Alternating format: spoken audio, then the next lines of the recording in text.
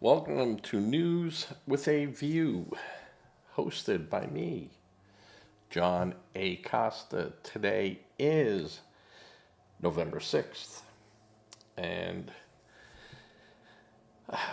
today we're going to be discussing the uh, liberal media and the Democrats. It's going to be a short one today. I'm also probably going to touch on the shutdown, which now is in the longest in history. But I want to really get in on the liberal media spin on the election. I just can't see how the Democrats and the liberal media think that a win in New York City by a socialist communist is going to rally anyone but the progressives and uh, totally liberalized Democrats around the nation for the 2026 election. I think what this will really do is make blue collar Democrats, working Democrats, in Michigan they were called Reagan Democrats, really think about their party choice. And I just don't see a good time for the Democrats come 2026. You had Nancy Pelosi announce that she is not running for office again. Thank God. Thank God. What a waste. What a pile of crap. Look at San Francisco and what has happened there under the progressives and total liberal agenda. It's just cities, went from a truly thriving metropolis down to just holding its own with crime and businesses just fleeing because of the crime rate. And she's proud of her time in San Francisco as their representative. It's unbelievable. Unbelievable. And the media, loves her. The liberal media loves her. I think the media is trying to correct its course, but knows as it's trying to correct its course to be more centered. I'm not saying they're going to go more conservative, but I think they're getting off their totally liberal agenda. And as they're trying to slip back into a medium position, they're going to lose more viewers, and it's just not going to work for them. They made their bed. Now they're going to have to sleep in it, and they're going to have to really go back to being, uber liberal progressives and radical. And they're not going to get people, moderate Democrats or even liberal Republicans, to come over to watch a CNN or MSNBC or NBC or ABC, and now mostly CBS, which is overdoing it, trying to go into the conservative mode. It's just not going to work. The system has been so broken at CBS to be liberalized that unless they're going to tear it all down and try to rebuild it and just bring over conservative talking heads for eyeballs, that's their only hope. The producers there are uber liberals, and they have to go. The company itself is solid. It's like a cancer. You have to go in there and get it out. Just cut it out. Face the pain, cut it out. And they have to go back to journalism, which there is just very few journalists out there, even in the conservative media. Very few what I would call journalists. You know, they have people writing their stories for them for the most part, and all they do is read. You know, they say, "Hey, look this up," or "This seems interested. Go research it for me," and then come back and we'll punch it up together. But there is no real journalism out there. There's some journalism out there. Some newspapers still have journalists, but newspapers are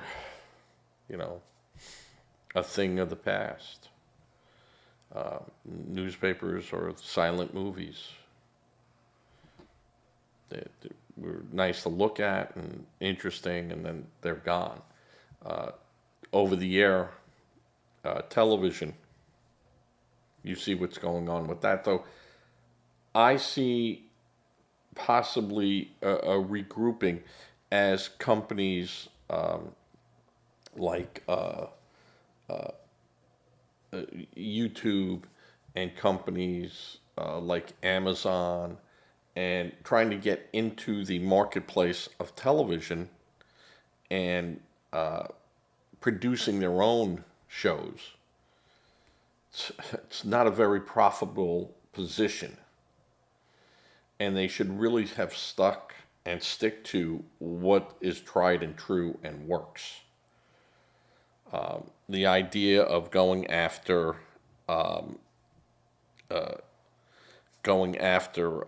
some of these things just doesn't seem the way to go for a lot of these startup companies trying to get into the television business. Your CBS, your NBCs, your ABCs, your Foxes that are going over the air for free into people's homes will make a comeback as long as they make relevant programming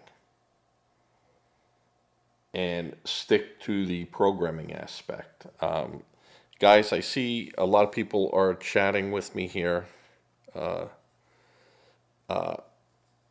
And I appreciate it, but I can't get to my chat right now on YouTube. I'm running alone today, so sorry. But Dwayne, thank you. I appreciate what you're writing. I see it there, and I get it. And it's an example of people at least taking the time to have a dialogue. And I appreciate that because, as you might be, I see, calling me the baby boomer syndrome. I'd like to just put out there that in that baby boomer existence, Dwayne, is experience and knowledge to see what has gone on in the past, what is going on now in the present, and where I think we're going into the future. But I appreciate everyone who leaves me a message and who uses dialogue and facts to present their position. As I've said before on my podcast, this is not a debate because no one wins a debate. Each person thinks they win. I made my points. Where the difference is persuading someone to look at your position and go to it. So, but I think that news broadcasts today, They just have to get back to what really worked. The true issue is you have people like myself that for a few grand can set up a television station and have no one to answer to, have no one, no, this is a non-monetized channel, so I don't have to worry about, doing something and offending a sponsor. And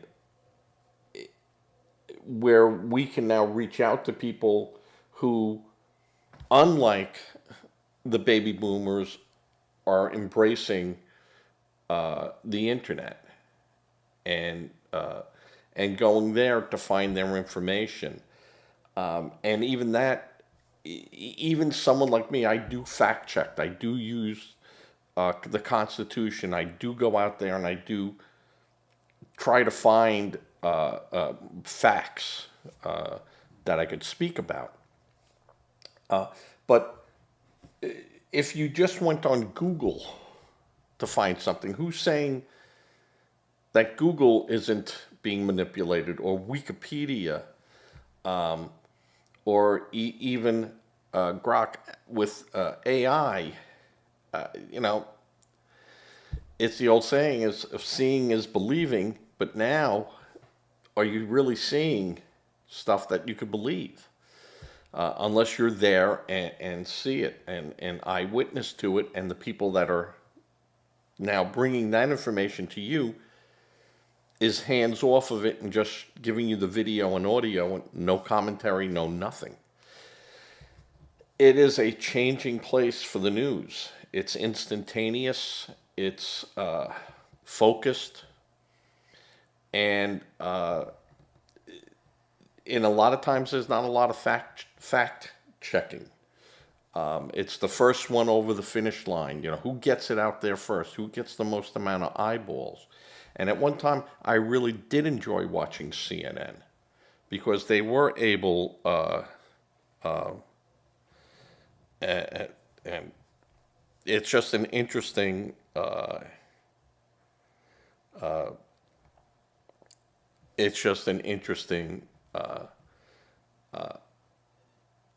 turn as we're getting into the future, that there's going to be less fact checking. And, who's checking those people? So my narrative on television is that at least under a structure of a broadcast company, you can have rules and processes in there that try to halt that. But we saw at CBS that didn't work. You saw at ABC. Why'd they settle suits against them if they could win them? It's the type of thing where sometimes it is just easier just to pay out on it. But at CBS, they have changed their narrative.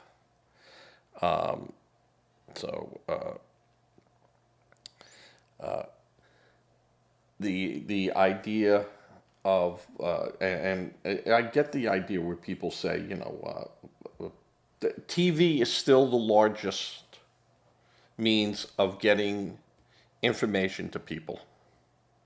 It's still the easiest method, or they wouldn't be selling television sets.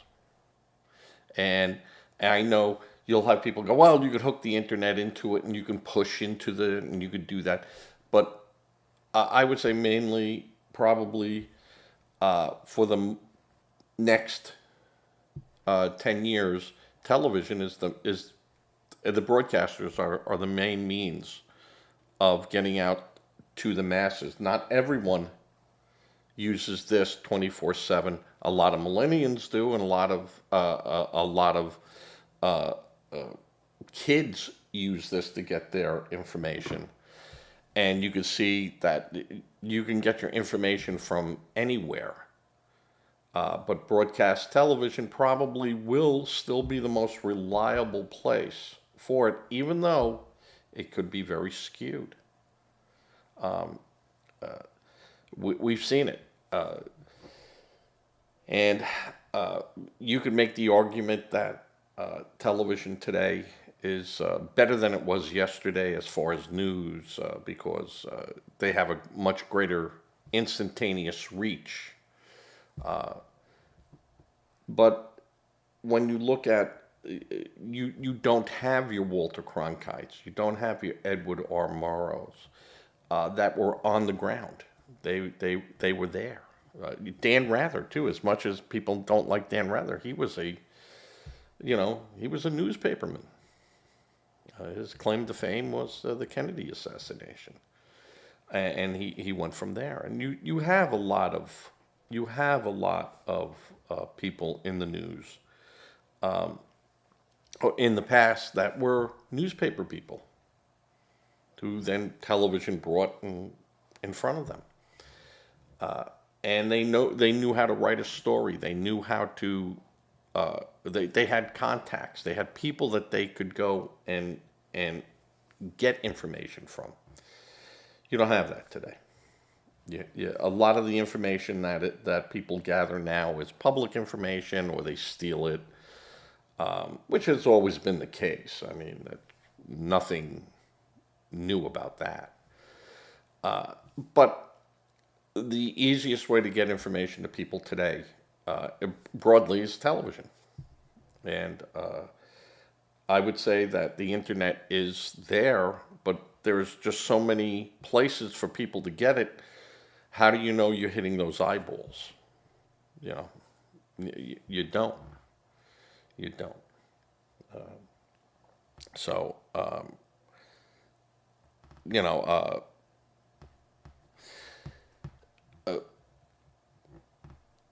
there are a lot of people that don't watch television today because they're working. The demise of soap operas and even game shows is because you don't have the housewife staying home anymore.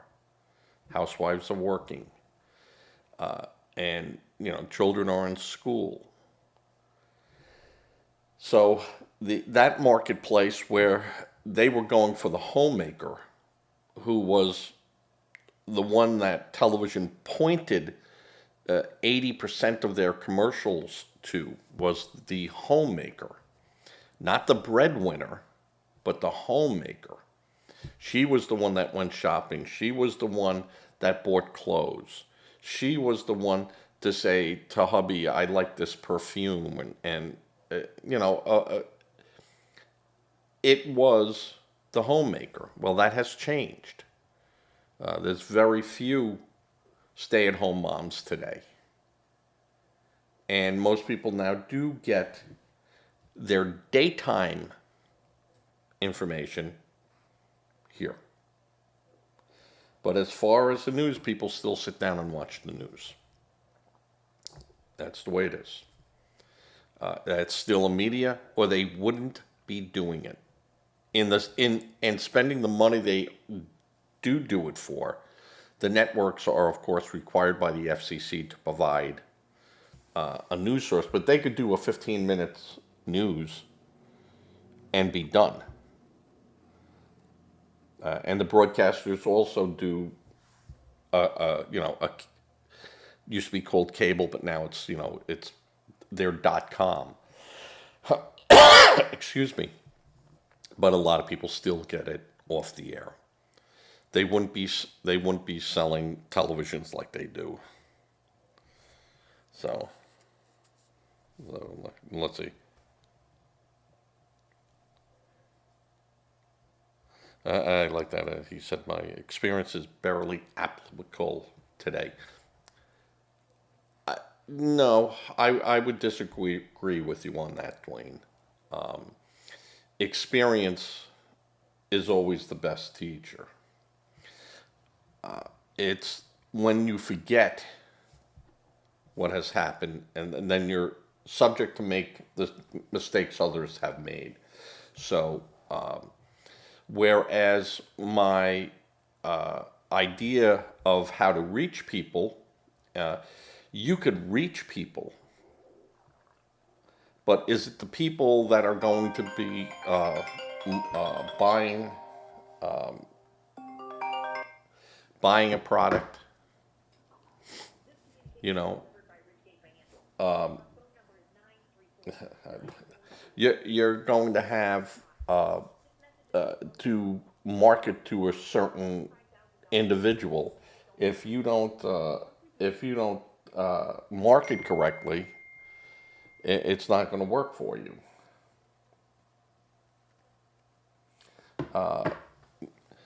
And you're not going to be able to show that sponsor that your show is relevant to their product. If you were during the days, it was always hair stuff or you know grooming products, washing products, your Maytag commercials, because those were the people that would go with their husbands and go, yeah, Maytag. The husband didn't care. He was like, you want a wash machine? Here's a wash machine. Leave me alone. But the woman would pick that, would do that. Hey, honey, I need pants. And she'd go out and get him pants. She'd buy the towels. She'd buy the food. Now you have a system where you have to be extremely careful in marketing. And you also have to be extremely careful on, how you brand your product and who you brand it to. Don't think so? Ask Budweiser, right? Ask Disney. Ask these people that have gotten bitten. And a lot of that was fake bites, because I could write a program today that just sends out, hey, Procter Gamble, I hate your product. I'm not going to buy it because you are supporting this group. And they don't know whether that is true or not. All they know is that they're getting all this information. And the same is true on any of the internet portals that you could reach out to people. They don't know if those are truly representative of the people. You had paid protesters. 500 people today, got in front of, General Electric. And then you find out that, 98% of them were being paid to be there. That wasn't the general public. They were paid to be there.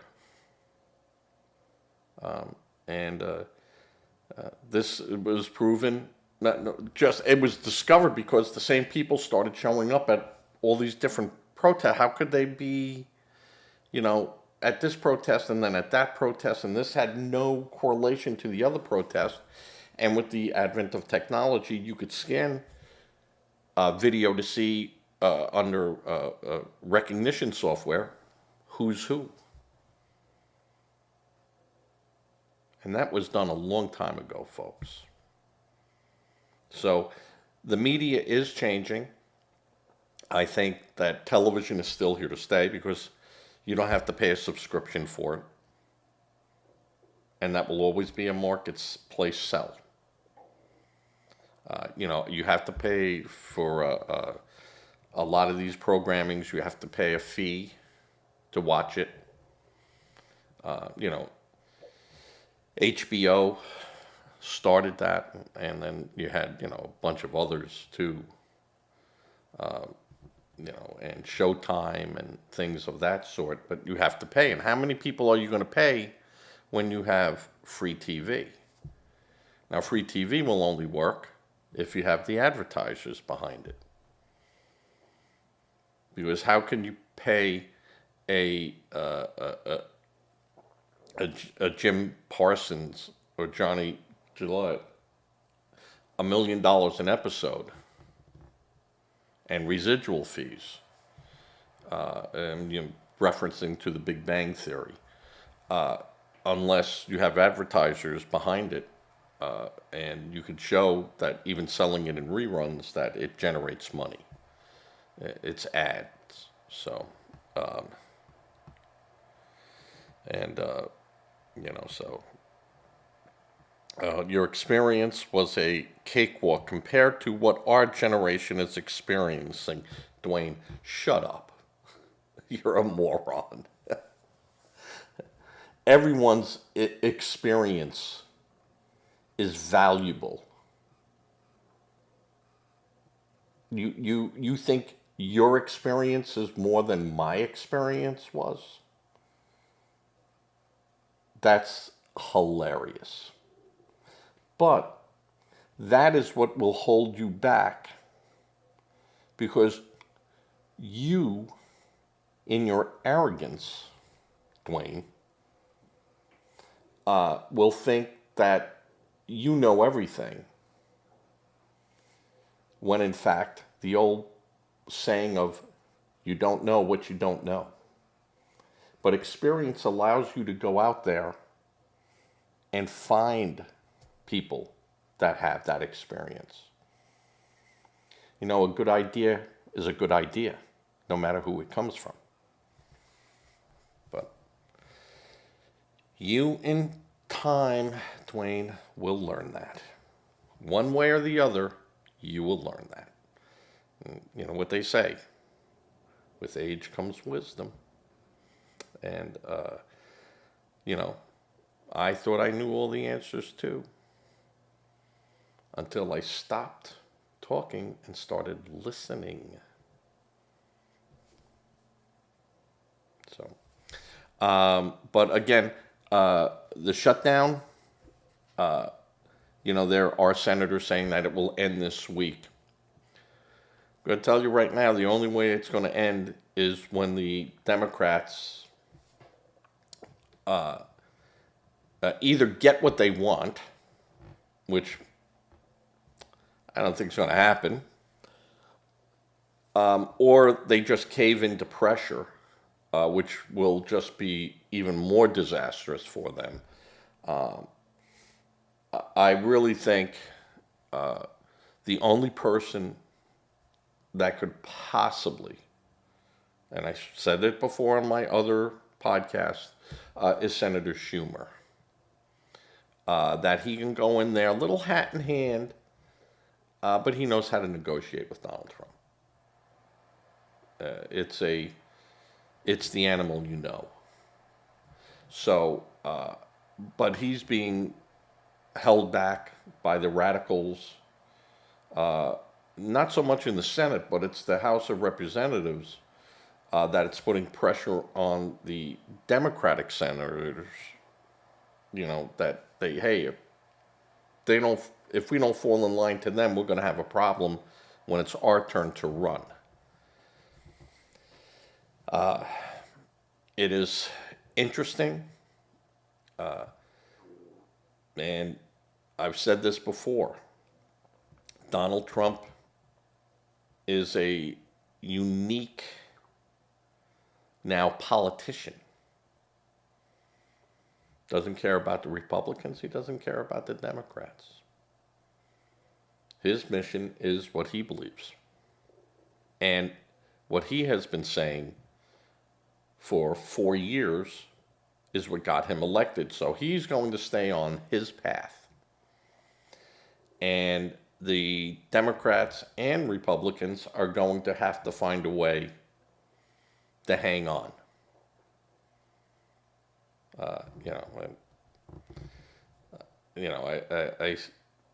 You see politicians that, they're weather vanes. Whatever the wind is blowing, that's where they're pointing.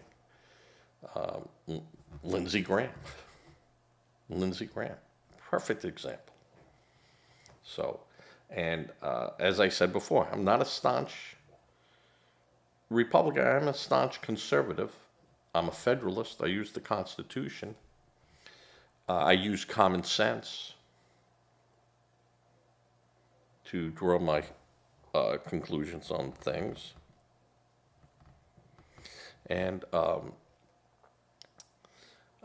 You know, you hear from people like Dwayne, who's chatting. And Dwayne, I appreciate it. I'm glad. I like some of the things you're saying because they are talking points that are relevant. Uh, he just sent me one. I'm just glancing over the best I can with these OED eyeballs.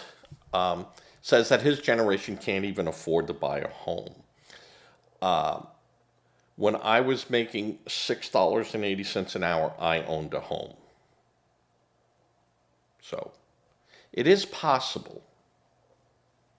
It is possible to own a home. Is it easy? No. No. Because there's so many other factors in owning a home today.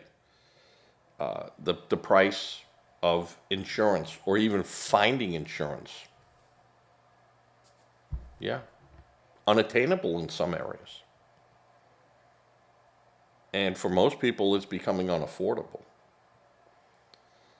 But that's not because of the Democrats or the Republicans, Dwayne. That has nothing to do with that. It's a lot of building on property that has never been made to be built on. You know, you build inside a forest and they can burn. You build on the side of a hill, well, you could have landslides. Beautiful views, but, you know, you're taking a risk. You build on the seashore in Florida, the Carolinas, or Gulf Shores because you want that perfect view, and you get a hurricane roll through.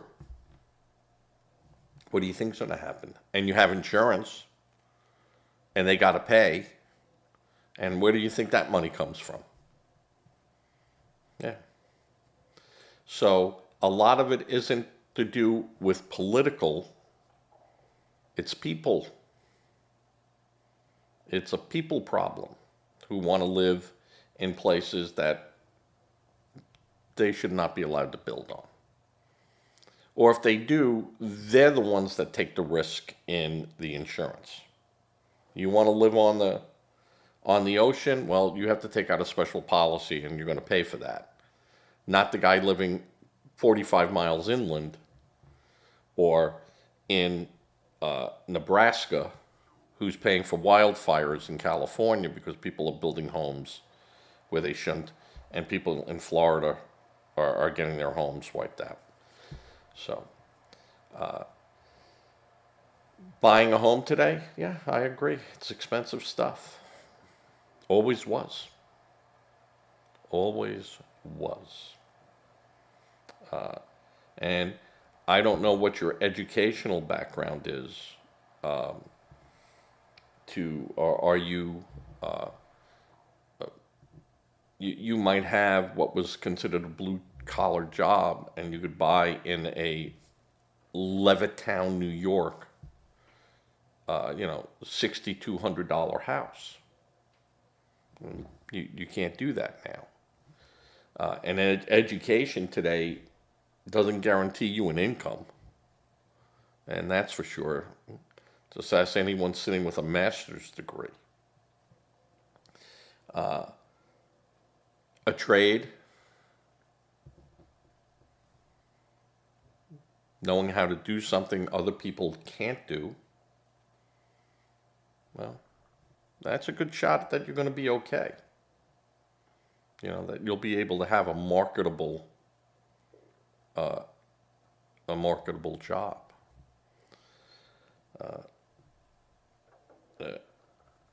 Is AI, could your job be replaced by AI? I mean, you have to look at that today too. And it's an interesting spin on things. I mean, you could even have AI represent you in court eventually, which will have all the verdicts, all the cases, all the times things were challenged and able to get that instantaneously, right? It's just data, and it's how that data is harvested and then brought forward. We do not agree with that. Where we had books we had to plow through, and know in libraries the Dewey Decimal System to find books to get our facts, because there was no other way to get your facts. You had to go to a book. How many times did your parents, maybe not you, Dwayne, would, get you every couple of years a brand new Encyclopedia Britannica, and you can go through there and find information. Well, now you don't need to do that.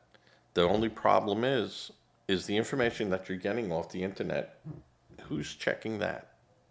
Who's making sure that that's 100% correct?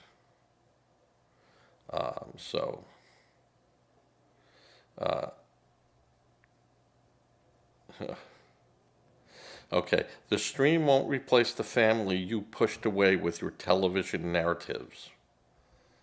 That was one of the, you're too proud. No, no. And maybe at one time you were proud. Everyone's proud. Pride comes before the fall, right? But I use experience. And I'm not afraid to ask someone for their experience to fill the gap of my inexperience. I'm not going to work on a car and take it all apart because I won't ask someone, hey, I've had this problem, and have you ever seen this problem before? Is that proud? No, that's using information or being able to grab that information that might be available to you. I mean, YouTube is wonderful for it.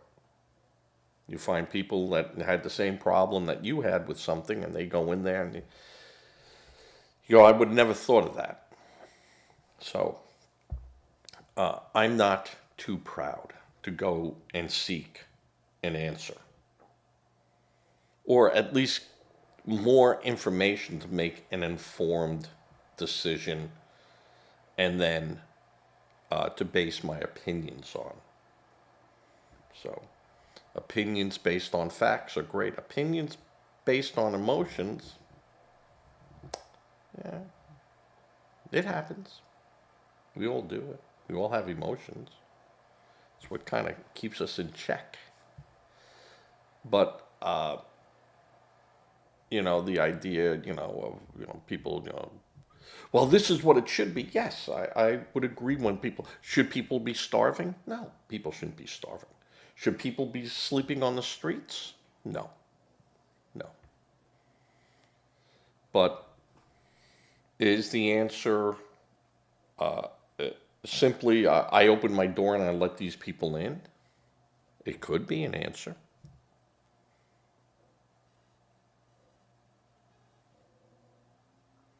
Should I let so many people in that I become homeless or hungry? Or my family do without? Because I have taken the time to get an education and experience so I can provide. Do you think I should just toss that all aside?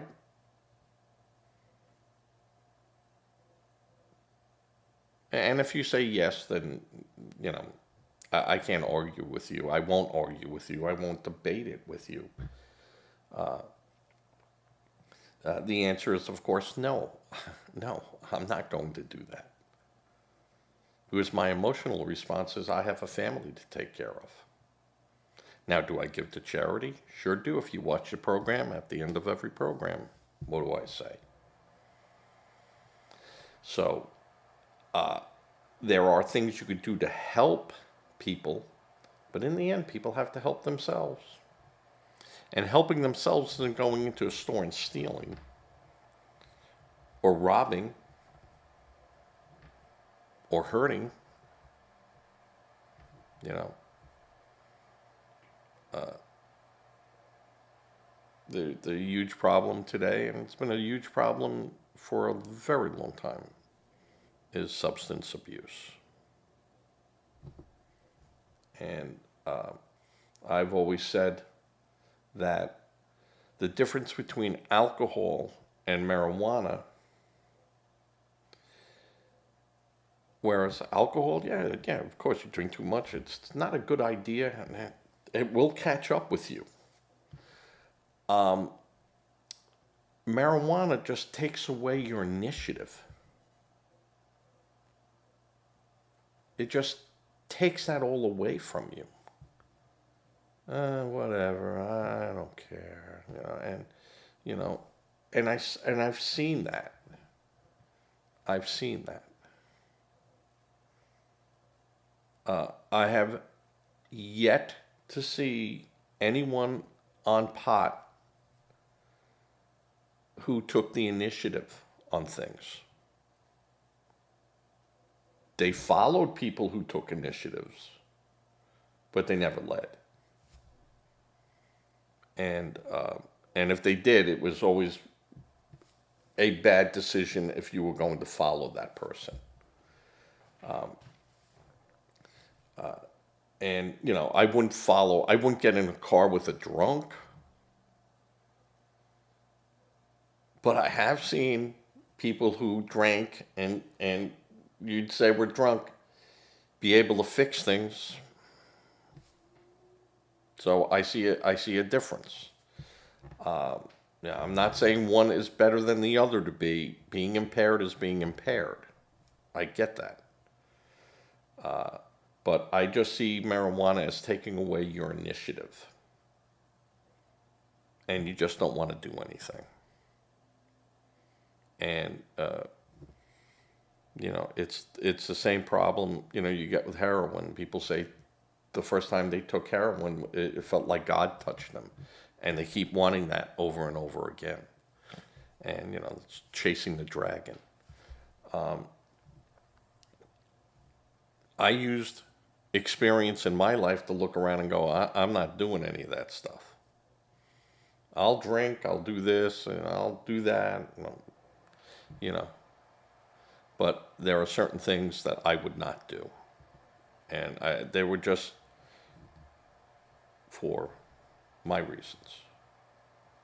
But in the news, I say the media is trying to recenter itself, trying to get itself to have some credibility again.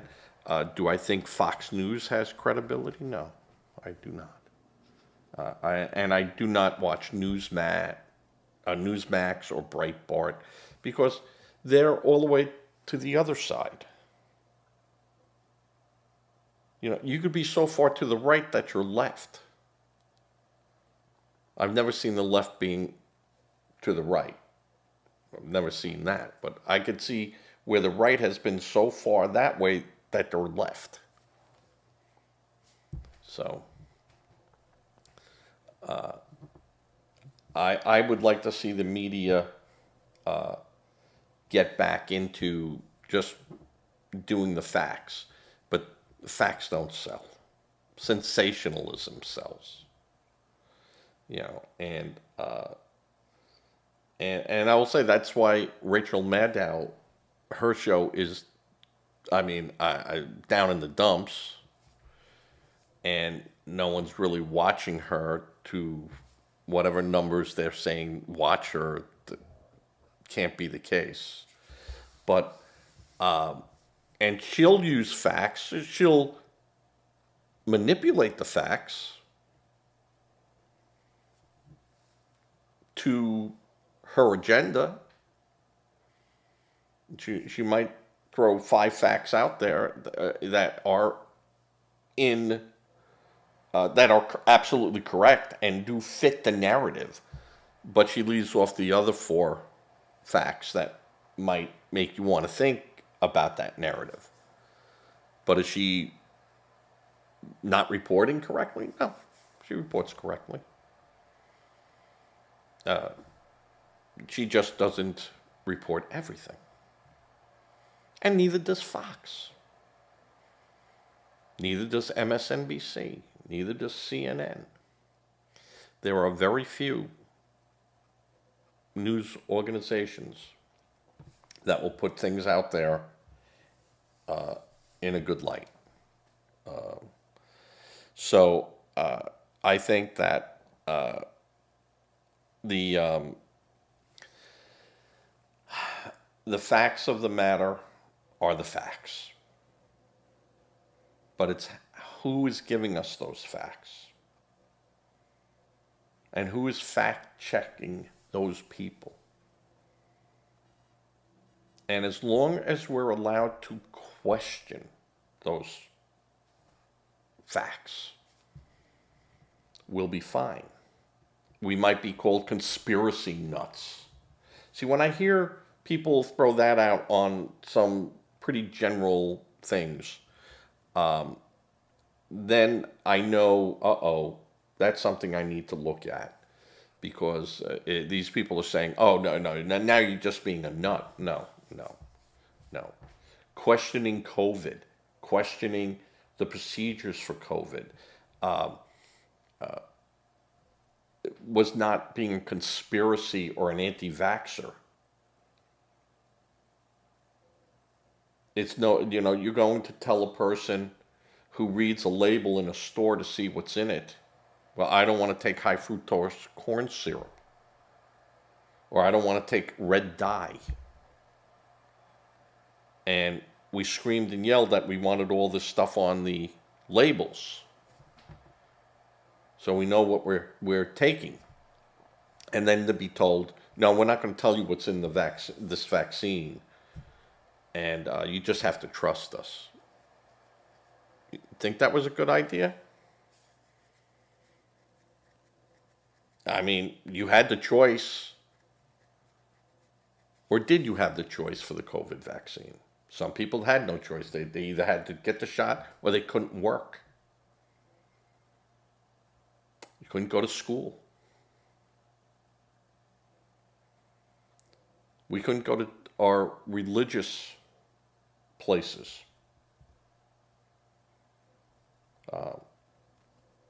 So when I look at those type of things, and when they go, well, would you not take a smallpox shot? Yeah, no, of course I took a smallpox shot, and I made my children who were eligible to get the smallpox shot to get it. They get it because experience had shown me what happens when you don't have a polio shot or you don't have a measles shot. My experience taught me that no, that's get the shot. To have a new form, and it really wasn't a new form of delivery that has been being worked on for years.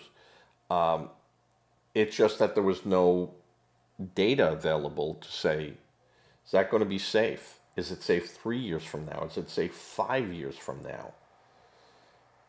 What does it do to me? If it's changing things inside my body that normally my body would trigger a response to an invader,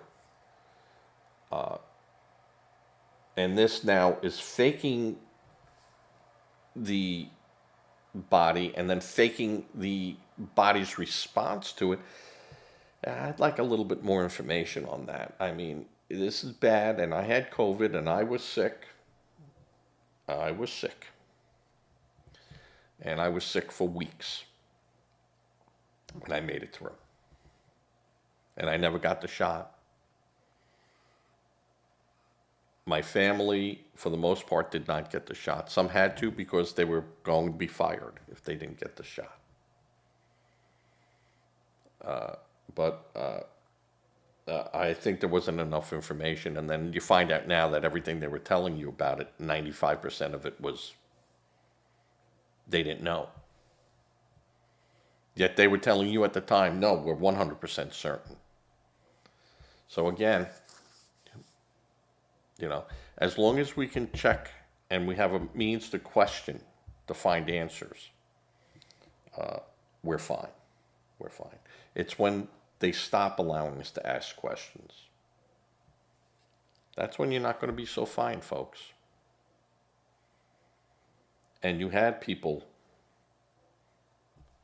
Democrats, who wanted to lock people up in special camps because they dared question COVID.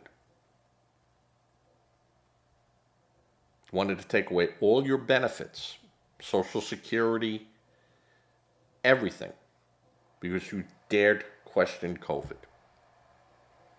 Their answer for COVID. So, be careful. Think. Use your noodle. If it sounds too good to be true, chances are it's too good to be true. All right, this has been on now for 51 minutes. I don't know who this person was that was talking to me. I don't know if they're still on. Dwayne, Mountain Dew, Herbert Camacho. But whatever, you took the time to look at it and make your comments, and I appreciate it. I think that was nice of you to do. But I appreciate everyone who leaves a comment. I wish, if you like the show, subscribe, or at least watch it. You don't have to subscribe. I mean, it's nice if you subscribe because I could send you messages and things, but this is not a monetized channel. Yeah, who'd pay anyone on these channels? I don't get it. But it's not monetized, and I doubt if it ever will. But I do appreciate you being here. We started off the show talking about the Democrats and media, and I'll end with that you have the media running around saying this is a great day for Democrats. They're going to show Trump who's boss. A mayor is not going to show Trump anything. A governor is not going to show Trump anything.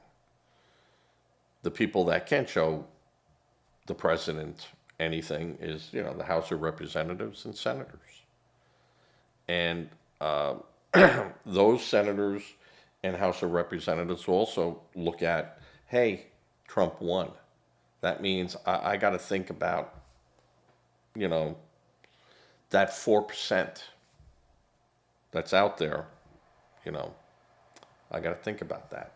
And the media is running around saying that this is going to, hurt Trump, and absolutely not. Like I said before, I think in yesterday's podcast or the day before podcast, I said the Republicans couldn't be happier in the RNC.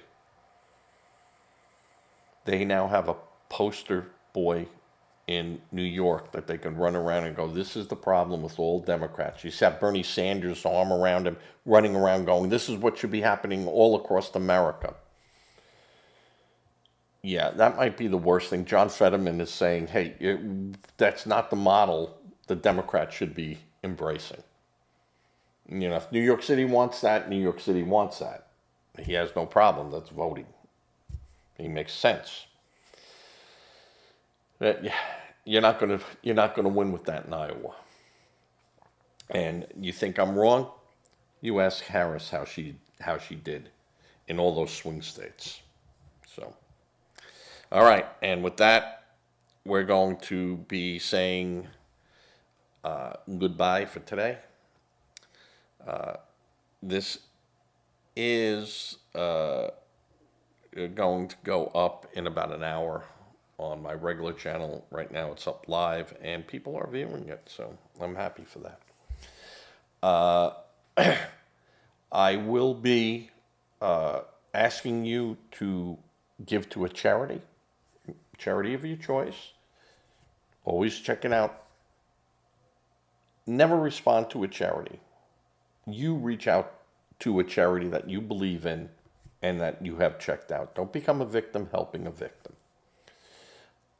If you're uncomfortable with that, and I can understand people being uncomfortable with it, buy a couple extra cans when you see 2 for 1, whatever, and boom, boom, and give that to a food bank. And you might say, what is 5 cans going to help someone? Well, someone with no cans, 5 cans seems pretty good. And you could also ask those food banks, whether whoever runs them, don't care who runs them, if they need clothing, if you have old clothing that you're never going to wear again and they're in good shape and stuff, empty your closet out a little bit.